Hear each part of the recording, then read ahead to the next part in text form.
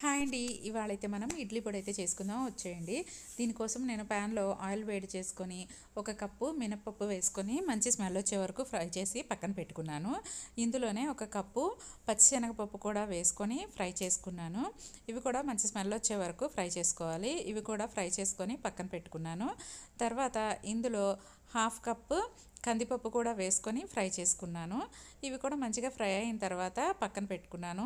ఒక కప్పు నువ్వులు కూడా ఫ్రై చేసుకొని ప్లేట్లోకి తీసుకున్నాను.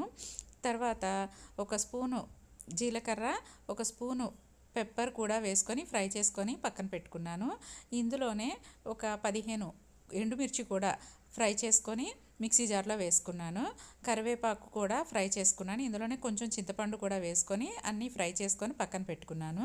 ఇప్పుడు ఎండుమిర్చి ఫస్ట్ గ్రైండ్ చేసేసుకున్న తర్వాత మిగతా పప్పులన్నీ వేసుకొని గ్రైండ్ చేసుకోవాలి. ఇలా గ్రైండ్ చేసుకున్నాక సాల్ట్ కూడా యాడ్